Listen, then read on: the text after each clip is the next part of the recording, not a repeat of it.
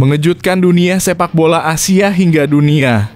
Ronald Koeman Indonesia bisa lolos ke Piala Dunia. Tinggal pelatihnya mampu atau tidak membawa Indonesia lolos jadi harapan kami. Jika masih Sintayong dengan pemain yang saat ini jauh lebih hebat, saya yakin timnas Indonesia bisa lolos. Simak cuitan lengkap Ronald Koeman, jangan sampai ketinggalan sedikit pun ulasannya antara Patrick Kluivert dan STY. Top Marco Top. Debut Cemerlang di Ligue 1 dengan rating terbaik, Calvin Verdonk janji tampil lebih baik demi timnas Indonesia.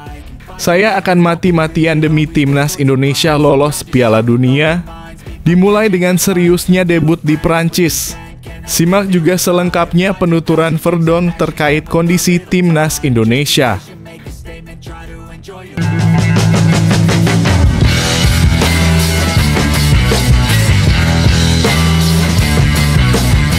Sebelum kita lanjut ke berita terlengkapnya, alangkah mulianya bagi kalian untuk tekan tombol like, dan yang belum subscribe, tolong subscribe channel ini. Mengejutkan dunia sepak bola Asia hingga dunia. Ronald Koeman Indonesia bisa lolos ke Piala Dunia. Tinggal pelatihnya mampu atau tidak membawa Indonesia lolos jadi harapan kami. Jika masih Sintayong dengan pemain yang saat ini jauh lebih hebat, saya yakin timnas Indonesia bisa lolos. Simak cuitan lengkap Ronald Koeman, jangan sampai ketinggalan sedikit pun ulasannya antara Patrick Kluivert dan STY. Sebuah komentar mengejutkan datang dari pelatih timnas Belanda Ronald Koeman yang secara terang-terangan memberikan pujian sekaligus tantangan kepada timnas Indonesia. Dalam wawancara dengan salah satu media sepak bola Eropa, Koeman menyebut Indonesia sebagai tim yang kini mulai diperhitungkan, terutama karena ledakan performa para pemain naturalisasi yang bermain di kompetisi Eropa. Saya mengikuti perkembangan mereka. Saya dengar nama-nama seperti Emil Audero, Jay Itzes, dan Calvin Verdonk mulai membuat gebrakan di Eropa. Mereka tampil sangat baik dan menurut saya itu aset berharga untuk Indonesia, ujar Koeman dalam pernyataannya. Koeman yang dikenal dengan ketegasannya dalam membangun tim nasional Belanda menyebut bahwa dengan komposisi pemain seperti itu, Indonesia semestinya mampu menembus Piala Dunia 2026. Ia tak ragu menyebut timnas Indonesia kini punya potensi besar, tinggal bagaimana potensi tersebut bisa dikelola oleh pelatih saat ini, Patrick Kluivert. Kalau mereka punya pemain sekelas itu, seharusnya Indonesia wajib lolos ke Piala Dunia. Tapi semua tergantung pada pelatihnya mampu tidak memaksimalkan peluang itu, lanjutnya. Pernyataan ini sontak menyedot perhatian media dan pencinta sepak bola tanah air. Ini bukan kali pertama nama Indonesia disebut oleh tokoh besar sepak bola dunia. Namun komentar dari seorang Ronald Koeman, pelatih negara sebesar Belanda, jelas menjadi sinyal bahwa kiprah skuad Garuda mulai menarik perhatian global. Koeman bahkan mengingatkan bahwa beberapa tahun lalu Indonesia sempat mengalahkan Arab Saudi dalam sebuah laga uji coba di Jakarta saat masih dilatih oleh Sintayong. Menurutnya itu adalah bukti bahwa dengan materi seadanya saja Indonesia bisa tampil mengejutkan, apalagi kini dengan tambahan pemain berkelas Eropa. Dulu mereka bisa kalahkan Arab Saudi dengan pemain seadanya. Sekarang mereka punya lebih banyak pemain bagus. Ada Ole Romey, ada Miliano Jonathan juga. Maka sudah semestinya hasilnya juga lebih baik, tambahnya. Koeman pun secara terbuka mengaku bahwa bila Indonesia masih dilatih Sintayong, ia percaya kejutan demi kejutan akan lebih banyak terjadi. Ia menyebut Sin sebagai sosok pelatih pekerja keras yang mampu meracik tim penuh semangat walau dengan pemain terbatas. Saya rasa kalau masih dilatih Sintayong, mereka bisa lebih mengejutkan dunia lagi. Dia tahu bagaimana menyusun tim dari bawah dan hasilnya sudah terlihat. Tapi sekarang mereka masuk babak baru bersama Patrick Kluivert dan ini akan jadi pembuktian baginya, ungkap Koeman. Komentar itu tak hanya menyentil kemampuan pelatih, tapi juga menjadi refleksi bahwa perhatian dunia kini mulai mengarah ke Indonesia. Tim yang dulu dianggap hanya sebagai pelengkap dalam kompetisi Asia, kini menjelma menjadi pesaing serius. Transformasi ini terjadi bukan hanya karena strategi naturalisasi, tapi juga karena pembangunan fondasi yang lebih serius dalam beberapa tahun terakhir. Koeman juga menyoroti pentingnya integrasi pemain naturalisasi ke dalam sistem permainan. Menurutnya, banyak negara gagal karena hanya mengandalkan nama besar tanpa membangun kedekatan antara pemain dan identitas tim. Punya pemain dari Eropa itu bagus, tapi yang lebih penting adalah apakah mereka benar-benar merasa menjadi bagian dari tim nasional itu. Saya melihat pemain Indonesia sekarang sangat bangga memakai jersey merah putih. Itu luar biasa, katanya. Mentalitas dan semangat bertarung para pemain juga menjadi faktor yang dinilai Koeman kini mulai berubah di Indonesia. Ia melihat ada energi baru, disiplin tinggi, dan tekad yang lebih kuat dari para pemain, sesuatu yang sebelumnya jarang ditemukan di tim Asia Tenggara. Mereka sekarang lebih disiplin, lebih fokus. Itu hal-hal yang tidak bisa diajarkan dalam sehari dua hari. Tapi Indonesia berhasil membentuk itu dan hasilnya sudah terlihat. Lawan-lawan mereka tidak lagi bisa bermain santai, ujar Koeman. Dengan masuknya pemain-pemain seperti Emil Audero di posisi kiper, Jay Itzes di lini belakang, Calvin Verdonk di sisi kiri, hingga Miliano Jonathan dan Ole Romeni di lini depan. Timnas Indonesia kini memiliki kedalaman skuad yang jauh lebih kuat dari sebelumnya. Kombinasi antara pemain lokal dan pemain diaspora menciptakan tim yang tak hanya solid, tapi juga berani bermain terbuka di level internasional. Koeman pun menutup pernyataannya dengan sebuah pengakuan jujur, kini Indonesia tak lagi bisa dianggap sebagai tim kecil. Dulu Indonesia bukan siapa-siapa. Sekarang mereka tampil mengejutkan. Dunia mulai melirik mereka. Saya sendiri sebagai pelatih timnas Belanda mulai memperhatikan mereka, ujarnya tegas.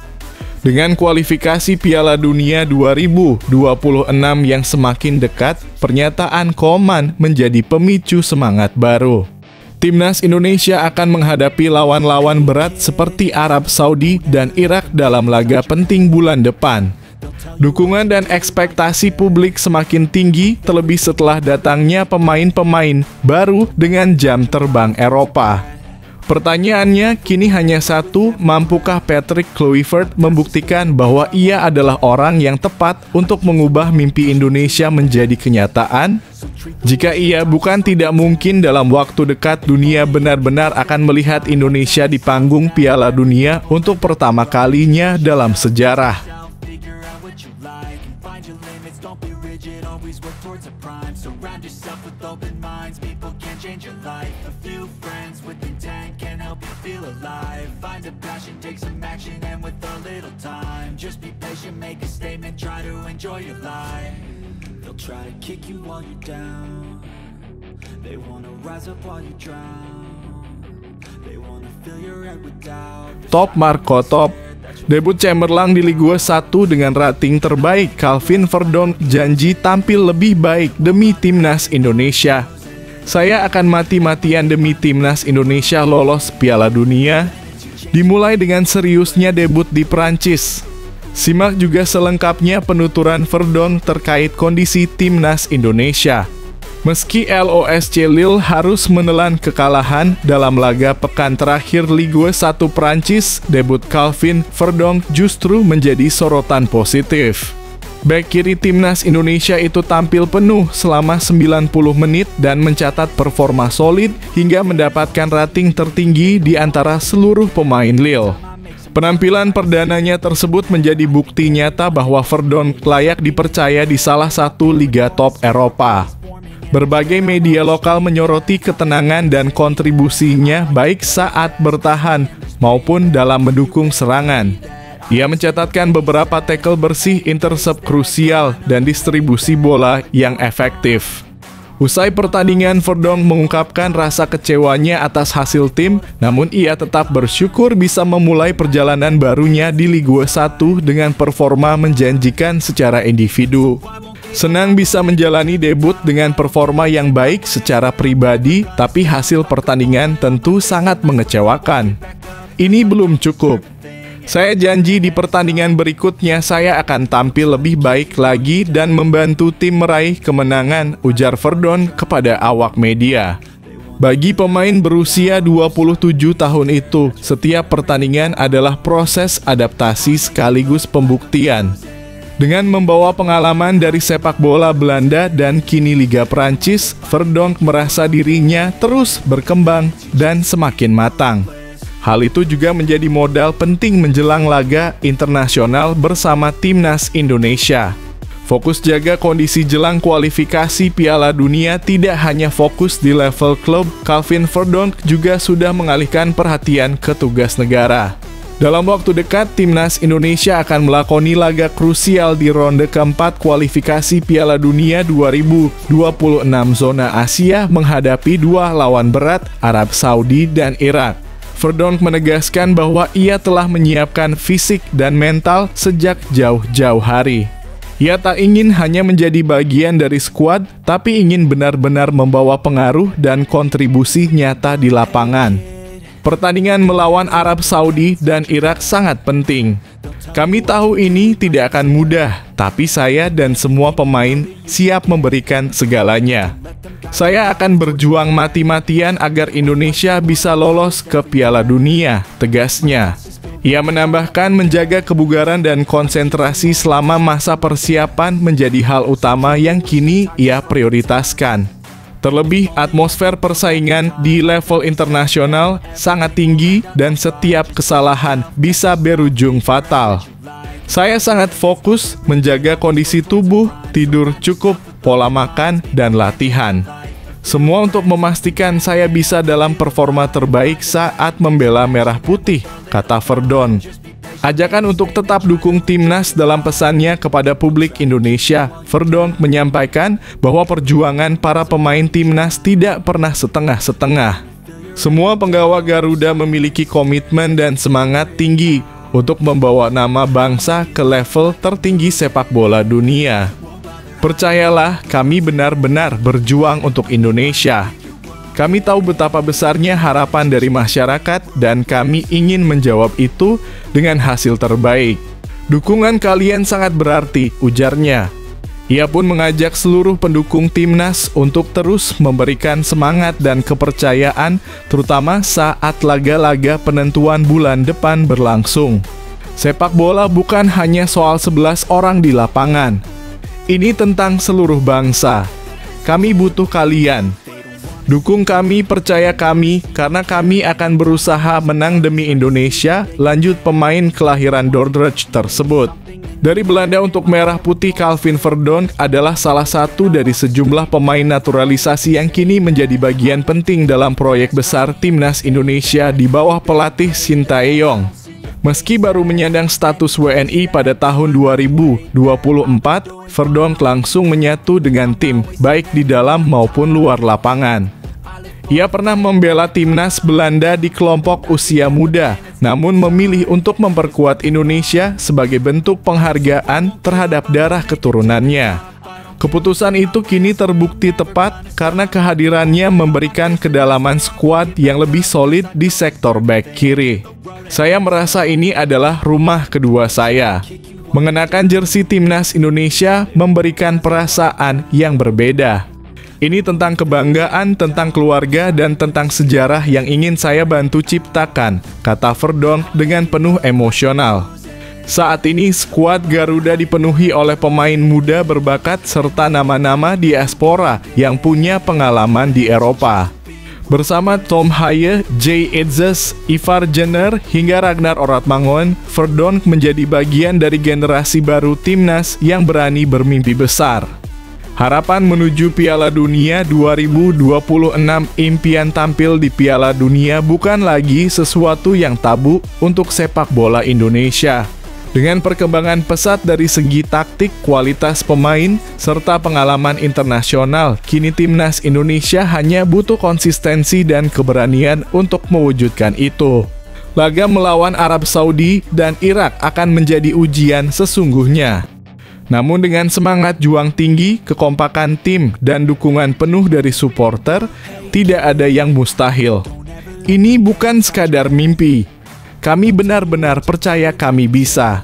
Dan saya pribadi akan melakukan apapun yang saya bisa untuk membantu Indonesia mencapainya. Tutup Verdonk. Kini semua mata tertuju pada bulan Oktober mendatang. 2 laga penting akan menentukan arah perjalanan skuad Garuda. Calvin Verdonk dan kawan-kawan siap berjuang habis-habisan. Indonesia bersatu, mimpi Piala Dunia bukan lagi sekadar angan. Saatnya menulis sejarah baru.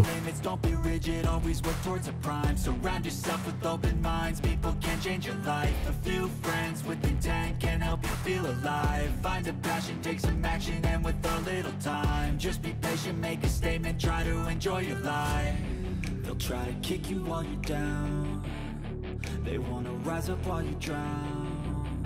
They wanna fill your head with doubt. They're silently scared that you'll figure it out. I'll make it look like I'm losing. Won't bother hiding my bruises. And when they finally think you're wounded, then it's your chance to be ruthless.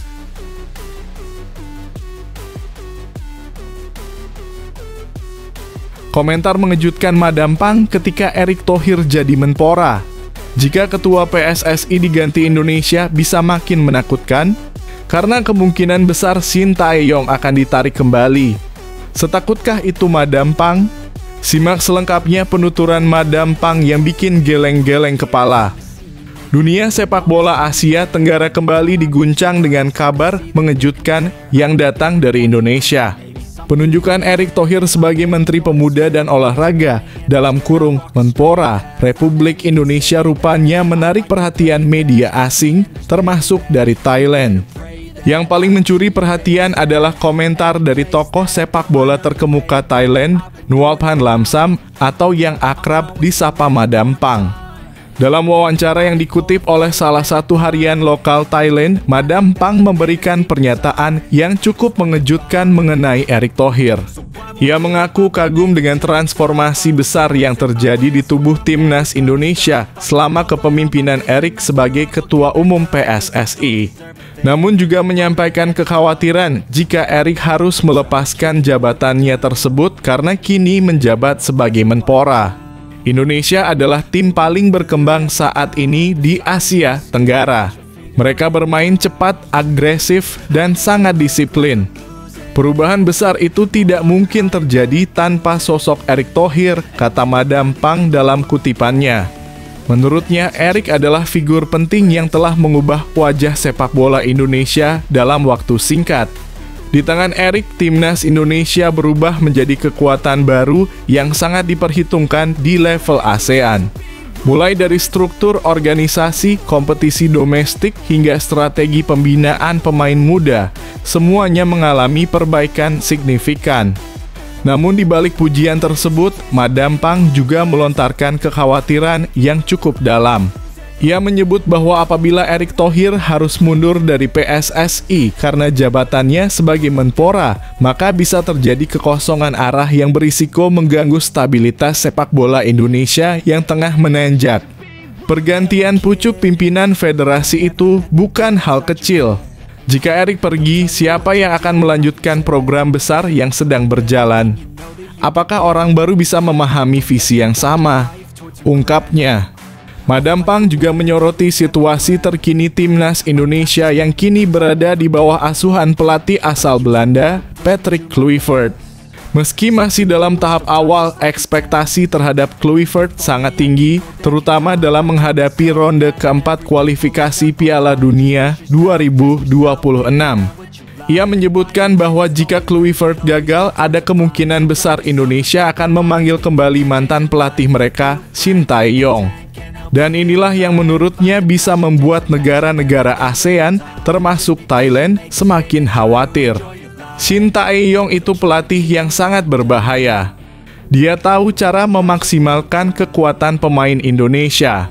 Jika dia kembali, Indonesia bisa jadi jauh lebih menakutkan dari sebelumnya, ujarnya. Shin Tae-yong sendiri memang meninggalkan jejak mendalam selama menangani timnas Indonesia. Ia dikenal disiplin, tegas, dan memiliki pendekatan yang modern dalam membangun tim. Di bawah arahannya, Indonesia tak hanya lolos ke berbagai turnamen besar, tapi juga menunjukkan performa luar biasa melawan tim-tim yang sebelumnya sulit ditaklukkan. Madam Pang menilai dengan fondasi pemain muda yang sudah dibangun oleh STY sebelumnya, kembalinya pelatih asal Korea Selatan itu bisa membawa efek luar biasa. Terlebih jika program-program pengembangan usia muda tetap dilanjutkan oleh federasi, siapapun nanti yang akan memimpinnya. Saya tidak ingin membayangkan jika Indonesia kembali dilatih Shin Tae-yong, apalagi kalau sistemnya berjalan lebih rapi. Itu bisa jadi mimpi buruk bagi kami, dalam kurung, Thailand, tambahnya. Meski begitu, hingga kini belum ada keputusan resmi dari Erick Thohir mengenai apakah ia akan tetap memegang jabatan Ketua Umum PSSI setelah menjadi Menpora. Beberapa pihak menyuarakan agar Erick tetap memimpin PSSI, setidaknya hingga seluruh program besar seperti Piala Asia U-Strip 23 dan kualifikasi Piala Dunia selesai. Di sisi lain, ada pula yang berpendapat bahwa jabatan Menpora justru akan memperkuat dukungan pemerintah terhadap kemajuan olahraga, termasuk sepak bola. Erick Thohir dinilai punya kemampuan untuk menjalankan dua peran strategis secara bersamaan, meskipun tantangan administratif dan politik tentu tidak bisa dihindari. Satu hal yang jelas, komentar dari Madam Pang ini mencerminkan bagaimana Indonesia kini menjadi sorotan dan diperhitungkan secara serius di kawasan ASEAN. Perjalanan panjang dan reformasi besar yang dilakukan di tubuh sepak bola nasional mulai membuahkan hasil nyata, baik dari sisi prestasi maupun mentalitas pemain. Indonesia bisa menjadi raja baru di Asia Tenggara. Tapi itu hanya akan terjadi jika mereka tidak kehilangan arah, tutup Madam Pang dalam wawancaranya. Kabar ini tentu menyulut perbincangan hangat di kalangan pecinta sepak bola Indonesia. Apakah Erick Thohir akan tetap menjadi nahkoda PSSI? Apakah Patrick Kluivert mampu membawa timnas Indonesia ke level lebih tinggi? Dan yang paling menarik, mungkinkah Shin Tae-yong kembali untuk menyempurnakan kebangkitan Garuda? Hanya waktu yang bisa menjawab. Namun satu hal pasti, sepak bola Indonesia kini tengah berada dalam sorotan. Bukan hanya karena prestasinya, tapi juga karena dinamika internal yang menarik perhatian seantero Asia Tenggara.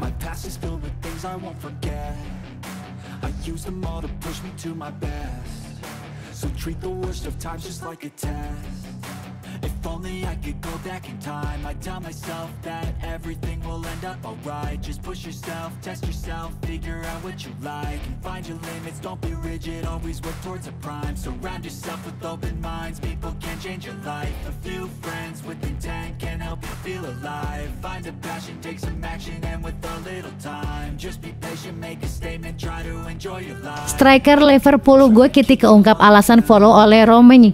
Pemain timnas Indonesia makin pantas disebut El Skena. Hugo Ekitike mengungkapkan alasannya mengikuti oleh Romain di media sosial Instagram. Konten kreator asal Indonesia, Hanif Tamrin, berkesempatan untuk mewawancarai striker anyar Liverpool, Hugo Ekitike baru-baru ini. Pria berusia 39 tahun itu datang langsung ke Liverpool untuk menemui Ekitike.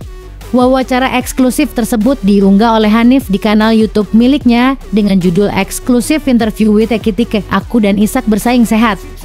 Dalam video berdurasi 20 menit dan 31 detik tersebut, Hanif melemparkan sejumlah pertanyaan menarik kepada Ekitike. Salah satu yang mencuri perhatian netizen tanah air adalah pertanyaan mengenai bagaimana Ekitike bisa mengenal striker timnas Indonesia oleh Romain, mengingat keduanya saling mengikuti di Instagram.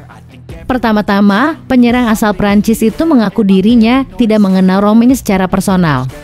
Sementara alasan Ekitike mengikutinya karena pemain Oxford United itu punya selera berpakaian yang bagus.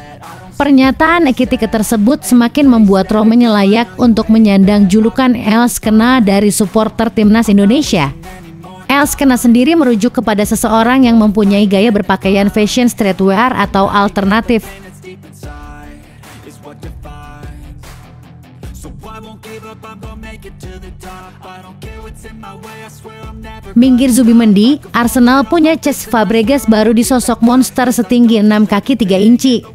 Meski Martin Zubimendi sempat digadang-gadang sebagai Fabregas baru, Arsenal justru menemukan sosok serupa dalam diri pemain yang berbeda, yakni bek tengah muda, Christian Mosquera. Pemain asal Spanyol itu baru berusia 19 tahun, tetapi penampilannya begitu matang untuk usianya. Julukan monster setinggi 6 kaki 3 inci bukan sekadar hiperbola. Mosquera telah beradaptasi cepat dengan kerasnya sepak bola Inggris dan langsung mencuri perhatian di Emirates. Tak sedikit yang membandingkan kisahnya dengan Cesc Fabregas yang juga bergabung di usia muda dan langsung memberi dampak besar. Meski posisi mereka berbeda, ada benang merah, keduanya datang dari La Liga, berasal dari Spanyol dan menunjukkan kematangan luar biasa di usia belia. Fabregas mencetak 57 gol dan 95 assist dari 303 laga untuk Arsenal. Jika Mosquera bisa mengikuti jejak itu di lini belakang, The Gunners jelas menemukan berlian baru. Menurut kamu, bisakah Mosquera menjadi fondasi baru Arsenal seperti Fabregas dulu? Atau terlalu dini membandingkan mereka? Tulis pendapatmu di kolom komentar. Don't ever let them get inside your head. They'll tell you what to do in life instead of everything you know that you could get. Ruben Amorim dipecat jika Manchester United kalah lawan Chelsea. Manchester United tengah berada dalam tekanan besar. Di bawah arahan Ruben Amorim, posisi setan merah makin terpuruk dan kabarnya nasib sang manajer bisa ditentukan akhir pekan ini saat menghadapi Chelsea. MU saat ini tercecer di posisi ke-14 klasemen Premier League dengan hanya 4 poin dari 4 laga hasil dari 1 kemenangan, 1 imbang, dan 2 kekalahan. Produktivitas lini depan juga mengecewakan, baru mencetak 4 gol dan 2 laga terakhir tanpa gol sama sekali. Legenda Premier League Alan Shearer ikut mengkritik tajam penampilan MU saat kalah 0 hingga 3 dari Manchester City. Ia menilai performa United sangat jauh dari kata layak, terutama setelah investasi besar yang dilakukan klub. Di ruang ganti, dukungan terhadap Amorim juga mulai memudar. Laporan menyebut beberapa pemain senior kehilangan kepercayaan karena sang manajer ngotot mempertahankan formasi 3 back meski hasilnya tak meyakinkan. Upaya diskusi pun disebut berakhir tanpa kompromi. Meski manajemen masih memberi dukungan, tekanan dari fans makin besar. Catatan 8 kemenangan dari 31 laga Premier League jadi bahan kritik utama. Apakah laga melawan Chelsea akan jadi pertandingan terakhir Amorim? Apakah menurut kamu MU perlu ganti pelatih? Tulis pendapatmu di kolom komentar. They don't wanna see me make it, they don't wanna see me care. Anytime I make some progress, I can see that they compare. I think everyone's against. Anak ini istimewa. Thierry Henry puji perekrutan berani Chelsea senilai 44 juta. Legenda Premier League Thierry Henry memberikan pujian tinggi kepada bintang muda Chelsea, Giovanni Quenda. Ia menyebut pemain sayap berusia 18 tahun itu sebagai sosok yang istimewa setelah melihat aksinya di ajang Euro U21. Chelsea telah menyelesaikan transfer Quenda dari Sporting Lisbon senilai 44 juta sejak Maret lalu. Pemain timnas U21 Portugal itu akan bergabung resmi musim panas mendatang, memperkuat lini serang The Blues yang makin bertabur talenta muda. Anak ini istimewa. Saya melihatnya di Euro U21, cara dia bermain sangat saya sukai. Dia tidak takut. Tapi lebih dari itu, dia punya sesuatu yang spesial, ujar Henry dikutip dari X.com. Semoga ini adalah awal dari perjalanan panjang yang hebat. Chelsea sebelumnya juga telah merekrut talenta muda top seperti Estevao Willian dan Kendry Paz. Kini, kehadiran Quenda yang disebut-sebut selevel dengan Lamine Yamal menambah persaingan di sektor sayap, bersaing dengan Estevao dan Pedro Neto. Musim ini, Quenda sudah mencatat 1 gol dan 4 assist dalam 7 laga bersama Sporting dan bisa menembus 100 penampilan sebelum tiba di Stamford Bridge. Apakah menurut kamu Quenda bisa langsung bersinar di Premier League? Atau justru harus bersabar di bawah Maresca? Yuk tulis pendapatmu di kolom komentar.